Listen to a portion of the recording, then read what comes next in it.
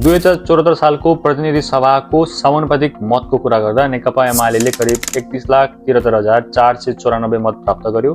नेपाली कांग्रेसले करिब 31,28,389 मत प्राप्त गर्यो र माओवादी केन्द्रले करिब 13,03,721 मत प्राप्त गरेको थियो।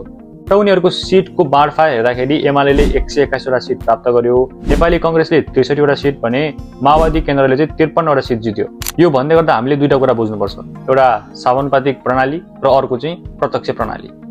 यो आउँदै गरेको चुनावमा हामीले दुईवटा भोट हाल्छौँ, एउटा हुन्छ पार्टीको लागि वा दलको लागि जुन समानुपातिक प्रणालीमा पर्छ, अर्को हुन्छ प्रत्यक्ष प्रणाली जसमा चाहिँ हामीले आफ्नो चुनाव क्षेत्रबाट उठेका कुनै पनि उम्मेदवारलाई चाहिँ प्रत्यक्ष रूपमा भोट दिन्छौँ। समानुपातिक मतलाई चाहिँ पिआर पनि भनिन्छ र प्रत्यक्ष प्रणालीलाई चाहिँ एफपीटीपी पनि भनिन्छ। पिआर वा एफपीटीपी मतले मात्र सरकारको सत्ता सुनिश्चित हुँदैन। पिआर मतले पार्टीलाई 110 वटा समानुपातिक सिट बाँड्न सहयोग गर्छ भने एफपीटीपी मतले चाहिँ 165 प्रत्यक्ष सिट तय गर्छ। अब जसले धेरै मत पाउँछ उसैले चाहिँ आफ्नो निर्वाचन क्षेत्र जित्छ। सरकार बनाउन कुनै पनि पार्टी वा गठबन्धनले 275 संसदीय संसदमा 138 भन्दा बढी सिट ल्याउनु पर्छ।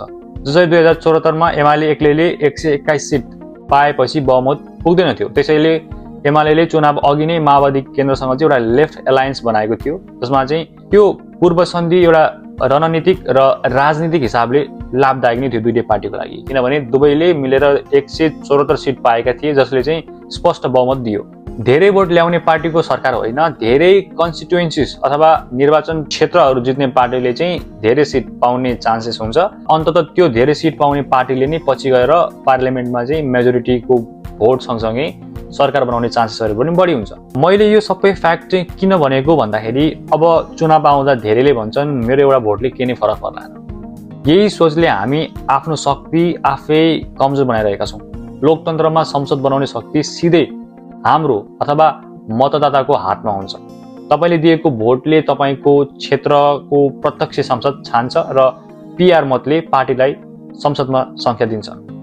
यी दुवैले मिलेर प्रधानमन्त्री र सरकार गठन गर्छन् र यही सरकारले देशको नीति बनाउँछ, कानुन ल्याउँछ, बजेट कहाँ खर्च गर्ने भनेर निर्णय गर्छ, शिक्षा, स्वास्थ्य, रोजगारी, कर, विकास यी सबै कुराको चाहिँ एउटा प्रष्ट मार्गदर्शक बन्छ। त्यसैले भोट केवल चुनाव चिन्हमा मात्र छाप लाउने कुरा होइन, भोट भनेको देशको भविष्यको निर्माण हो। मैले एउटा भोट नदिँदैमा के हुँदैन भनेर यत्तिकै बस्दाखेरि एउटा गलत पार्टीले जित्यो भने 5 वर्षसम्म चाहिँ त्यही पार्टीको एउटा नकारात्मक प्रभाव पुरै देशभरि पर्न सक्छ।